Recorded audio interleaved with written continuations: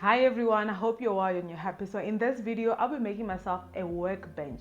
Finally, after so many months of making DIY projects on the floor, I've decided to make myself a nice workbench, which is affordable and very easy to follow and easy to make as well. I've made this project of December in 2022. It's been almost 6 months now. So I needed to find out how durable it is and how effective it is for the next person to make it. So this is an amazing project for you and your family. You can use it as a workbench or even use it as a thick table, if we can call it that. So this is something which is very close to my heart because my back was tired and my knees were also tired as well for doing all the DIY projects on the floor. Remember to like this video and also subscribe to the channel so that you don't miss out of any new posts that are coming up. Get pumped up and let's get ready to build. Here are the tools and the materials that you're going to need for this project. And also remember your safety PPE as well. One of the amazing things about doing DIY is having an understanding on what wood am I going to be using for my project. So this is a very important thing because you need to understand the quality of the wood that you'll be using and also the price point of it as well. So please take note that watch the video that I've done regarding the different wood species so that you can have an understanding on what wood project to choose from. If you're not clear about anything, please leave a comment down below on the comment section and let me know what wood species do you want me to elaborate more information on. For this project, I've requested my home improvement store to cut my wood cuts for me.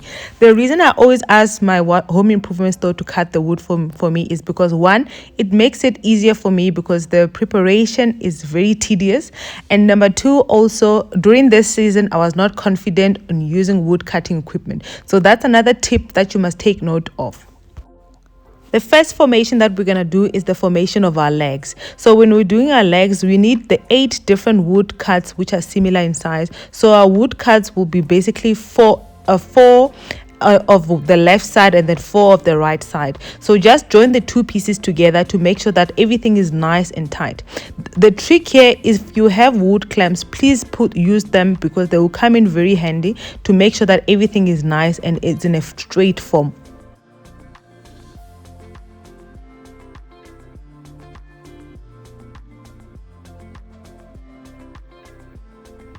For the formation of the legs, I'm using my 50mm screws. The reason I'm using 50mm screws is because they'll be long enough in order to penetrate the 2 wood cuts.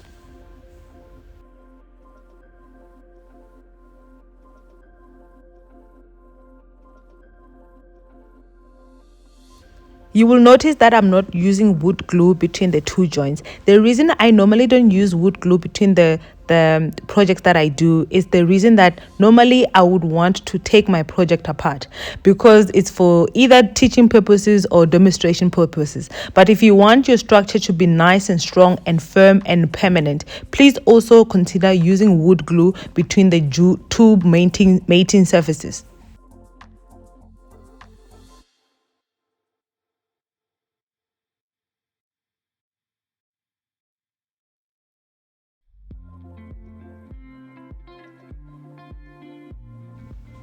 Please repeat this process of doing your legs until you have 4 similar looking legs and make sure that your legs are nice and straight.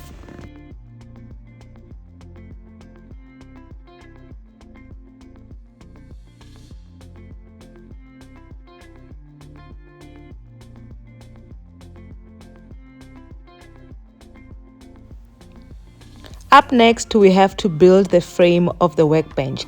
Basically here, we need to make sure that this is nice and straight. This is very crucial to ensure that everything is nice and straight. So what I decided to do here was just to lay down every single wood cut right flat on the surface and make sure that it's in a straight line position. As you know, pine normally in most cases is never straight. So please just force it and make sure that this formation is straight and is in a straight line position. It brings us back to the position where I say when you choose your wood cuts, please make sure that everything is nice and straight. So if you have a split square, please use that to make sure that all the corners are nice and in a straight line position.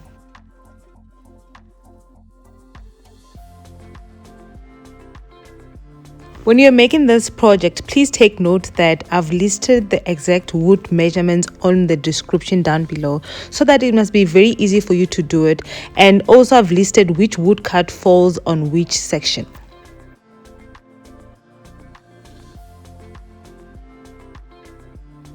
Here's a tip when doing any DIY project. Especially when you're starting out, please make sure that you are very patient when you're doing your DIY projects. There's always room for improvement in every single thing that we do. I was gifted with these amazing corner clamps. They made everything so effective for me. They came at the right time. I'm gonna list down in the description box below the link of where you also can get your exact corner clamps at an affordable and also cheaper price as well.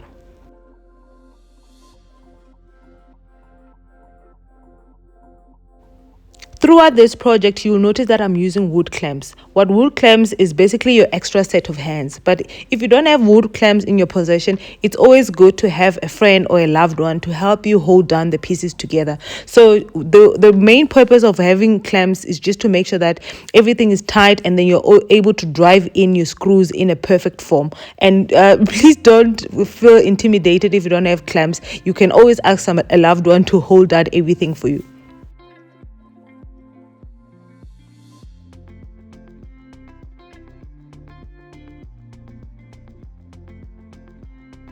One of the things I could have done better, especially when you're doing this project, is that I would have loved to pre-drill my wood cut prior to me putting my screws on. The reason is because I noticed that I was really struggling to drive in the screws because the wood was very tight. So it's always advisable that please always pre-drill or open pilot holes for your wood prior to you driving in the screws.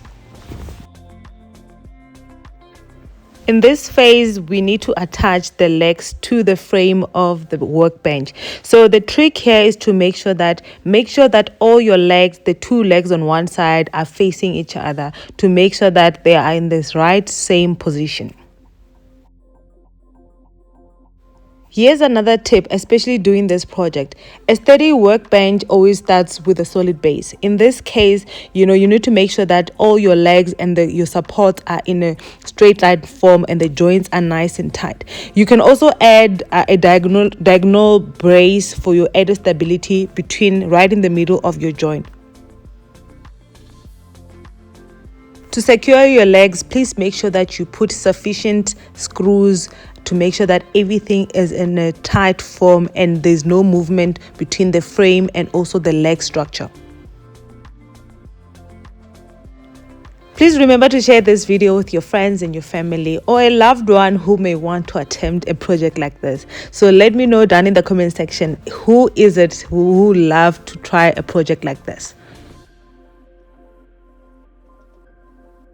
Please consider using a split square to make sure that the leg is square to the frame. You'll need to check that this is on a long and short side of the frame, and also use your wood clamps to place everything in a secure form, and make sure that you put enough screws per leg to make sure that it's tight. This is very important because you don't want a wobbly a wobbly workbench.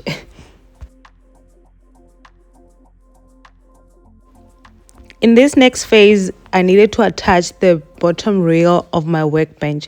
So when doing this process, you'll notice that I haven't been using wood glue throughout the whole process. Please consider using wood glue. The reason I'm not using wood glue is because I have a tendency of taking things apart. So for your own purposes, please consider using wood glue, and also so that your structure must be tight and secure as well.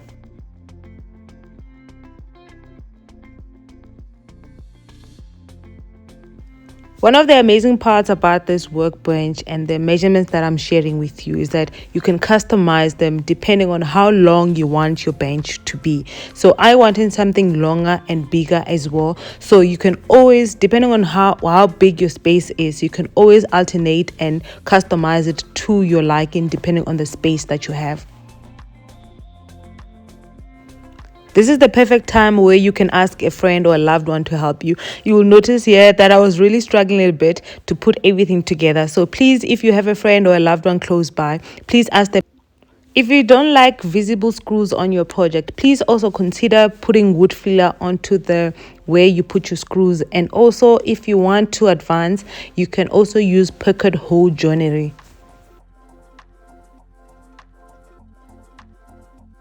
Here's another tip if you want to continue doing your DIY project. One of the key things that I always tell people is that don't be intimidated by the amount of tools that you see in the home improvement stores or the hardwares. It's not all the tools that you need. Start with what you have. One of my greatest things I always advise people is that if you have a power drill alone, you can achieve so many different things. And you will notice in most of my videos, I use minimal tools so that I'm able to be accessible to you as well, and to inspire you, to show you that you do not need all the major fancy tools that you see in the hardware store. Please take note of that.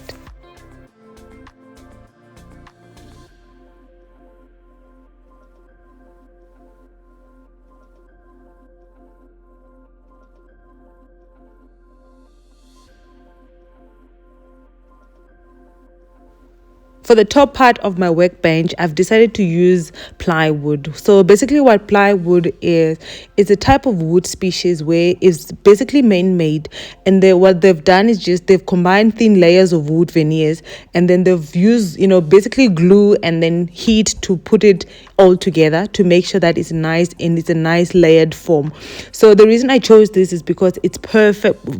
Plywood can endure a lot of conditions, and it's very strong as well. And it's very slow to crack, so it will perfect for my workbench and also for the conditions that I'm gonna be using it for.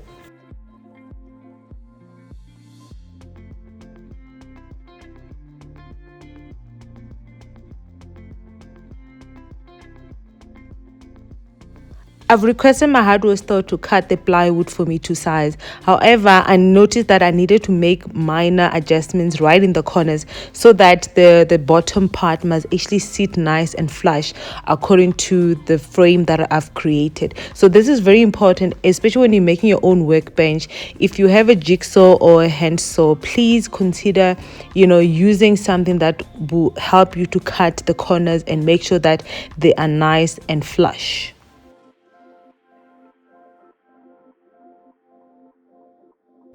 So the small pieces that I'm cutting is just basically minor small cuts to allow the bottom part to fit perfectly right onto the frame of the structure of the workbench. And you'll notice that the small pieces, I've done one small piece and then I've used the other small piece just as a mirror image to make sure that everything is in the same exact size.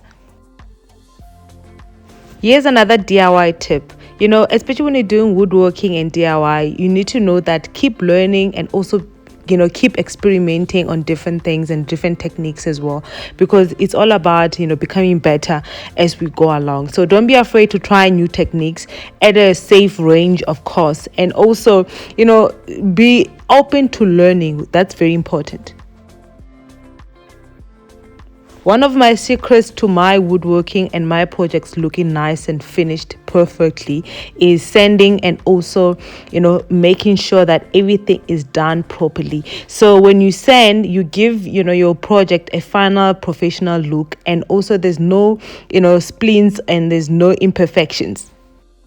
After sanding, please make sure that you dust off any excess dust that may have been created during the process so that you don't have any issues while you're painting. So in this phase, just what I'm trying to do here is to put the coasters, which is basically the feet of my workbench. If you opt not to have your bench to move around, you can skip this process, but I wanted to be able to move around my workbench. So this is one of my favorite parts of this whole entire project.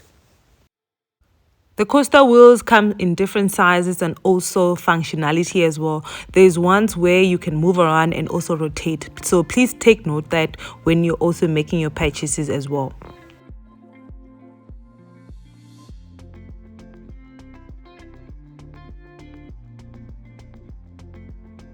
Prior to me putting on the coaster wheels, you see that I'm putting a piece of wood. So this is the piece of wood that I used, which I cut off the bottom side of the shelf. So the reason I'm putting this piece of wood is to make sure that when I'm putting on the screws, the coaster's wheels must sit flat in a straight line form, and then there must not be any wobbliness in it. The next part was just to put screws on the bottom shelf of my workbench. So you can put as many screws as you like. And also, if you don't want to see your screws on there, you can use wood filler to cover them up.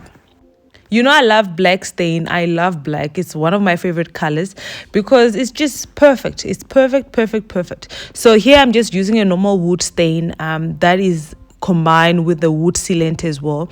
So this is perfect and easy to apply. So what I've realized here, please don't follow my lead here, because my stain was limited. That was the last of my bottle.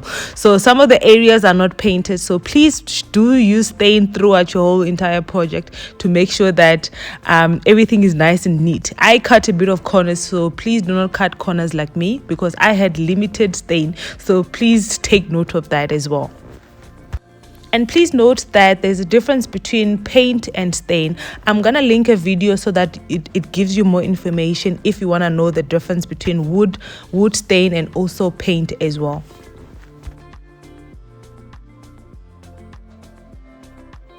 Now coming to the final and last part of this entire project.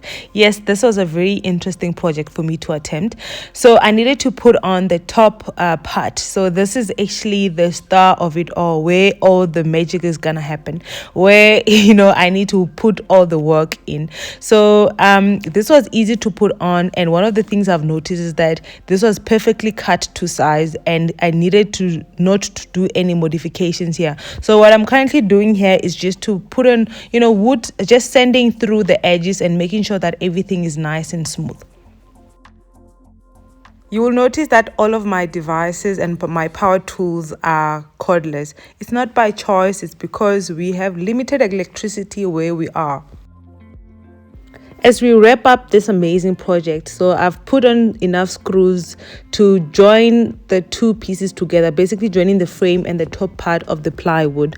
So this, it's freestyle as well. You can it's per your discretion, put as many screws as you want to secure the project.